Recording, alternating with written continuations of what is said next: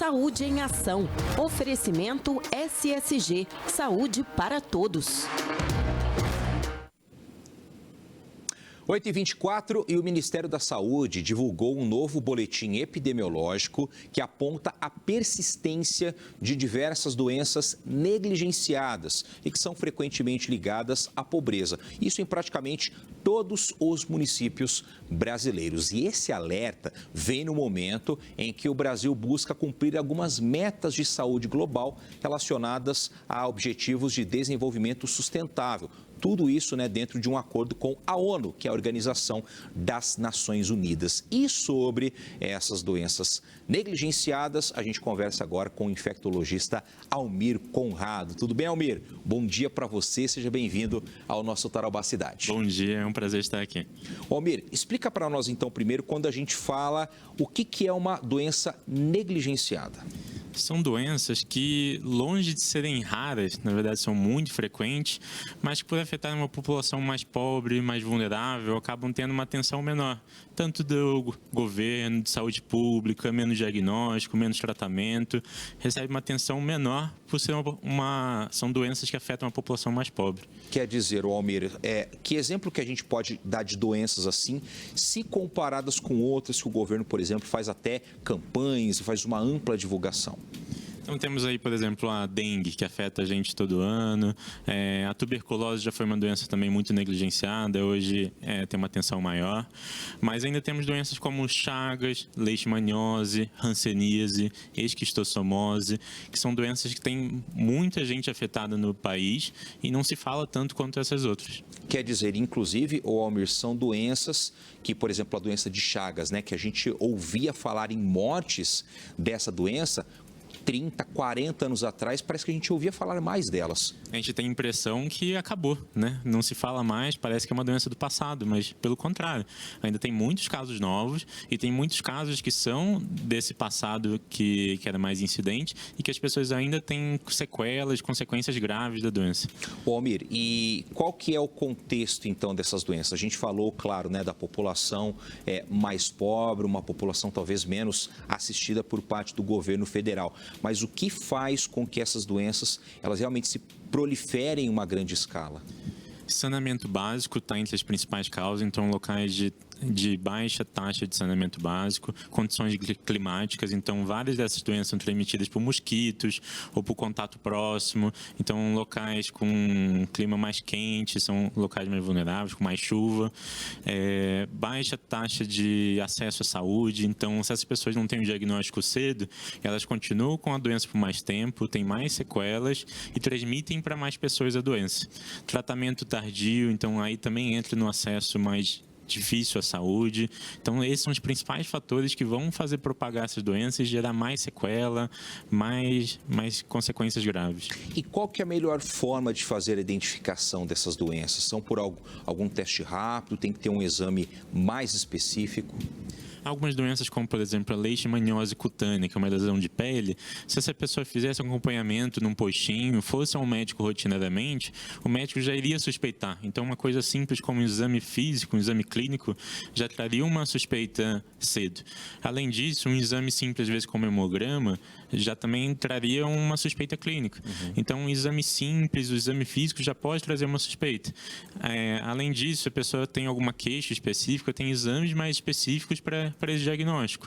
Então, só dela ter um acompanhamento, um acesso mais frequente a serviços de saúde, em coisas simples, ela já teria um diagnóstico cedo, ou pelo menos uma suspeita mais cedo, e já começaria a tratar e poderia ser curada logo. Então, o que ainda permanece como uma barreira, como uma dificuldade?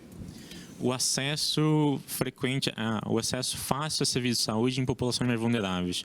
Então, nós sabemos, nós aqui em Londrina, infelizmente, temos uma realidade diferente, temos um bom serviço de saúde primário, um acesso mais fácil à saúde, mas tem muitas cidades do país que, infelizmente, não tem.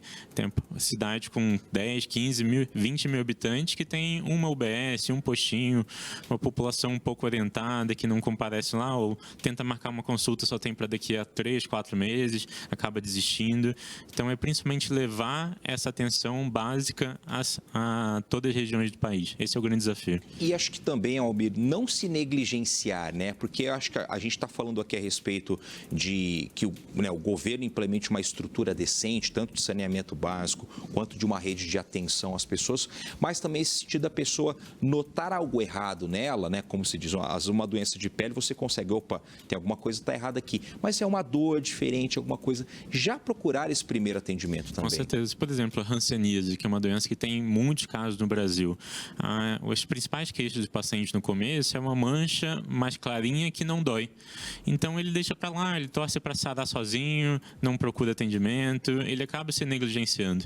Então, isso também realmente é muito importante, esse autocuidado, não negligenciar todas as queixas, não deixar para lá, tomara que sare sozinho, pega a pomada que o vizinho indicou e vai passando. Isso às vezes pode piorar mais do que melhorar. E, Almir, dá para ter qualidade de vida quando você tem o diagnóstico, quando você está fazendo o tratamento? Como conciliar isso entre você viver normalmente? Como, por exemplo, a hanseníase, que já foi um tabu aqui no nosso país. A hanseníase, que era chamada de lepra antigamente, né? Palavra pesada. Palavra pesada, que acaba afastando as pessoas em volta, cria um estigma. É uma doença que, principalmente se diagnosticada cedo, até uma qualidade de vida excelente, a pessoa tem uma vida normal. Mas quanto mais você prolonga esse tempo para o diagnóstico, mais as sequelas ficam definitivamente. Então, o diagnóstico cedo é o que vai mudar a qualidade de vida dessa pessoa. Mas tem sim, na maioria dessas doenças, ou tem uma cura completa ou um controle muito bom com tratamento adequado. E, Almir, por parte da população, o que dá para ser feito para evitar também essas doenças? Porque existem esses desafios, né, como você citou, tanto a questão desse acesso à rede de saúde básica, a questão do saneamento muito precário em muitas regiões, mas da parte da população, o que dá para ser feito, então? Então, um autocuidado que a gente já comentou. Se você também tem um familiar em casa com sintoma também, é importante fazer esse controle. Então, às vezes, tem um idoso mais debilitado que ainda é mais difícil ainda para ele se autocuidar. Então, fazer uma inspeção, ver se tem uma coisa diferente acontecendo, levar para ser avaliado, buscar informação de qualidade, como isso que a gente está trazendo hoje aqui, trazendo informações de doenças que não são tão faladas. Infelizmente, a internet é recheada de informações erradas. Então, procurar fontes de qualidade de informação também, para tentar sempre se informar mais, ficar mais por dentro dessas doenças. Você citou algo interessante. Hoje a internet, né? Eu lembro que nossos pais falavam, olha, cuidado com o que você ouve, com o que você lê, mas parece que isso está se invertendo ou então isso está ampliando também essa era de desinformação, né? Hoje a gente tem rápido acesso a tanta coisa, só que não se preocupa muitas vezes em filtrar essa informação, né? Sim. A pandemia revelou muito isso, era um problema que já estava aí, mas a pandemia trouxe muito isso, movimentos anti-vacina, gente falando de tratamentos alternativos sem comprovação nenhuma e para esquecer os tratamentos médicos. Então, é muito desinformação e pessoas que falam com uma falsa propriedade, que é convincente e que sabem convencer. Então, muito cuidado com o que você vê na internet, procure pessoas da sua confiança, fontes de confiança. O Ministério da Saúde tem na sua página também muita informação de qualidade, mesmo o público leigo consegue acessar e se informar dessas doenças. Cuidado com o que você vê por Instagram, corrente de WhatsApp, tem muita coisa errada circulando por aí. É isso aí. Olha só, a gente conversou com o Almir Conrado, infectologista, falando um pouquinho então sobre essas doenças negligenciadas. Então, a gente tem que se cuidar, mas também cobrar o poder público para oferecer uma melhor estrutura de atendimento aqui no nosso país. Almir, muito obrigado pela sua participação, uma excelente semana para você. Eu que agradeço, foi um prazer e uma excelente semana a todos. Valeu, muito obrigado.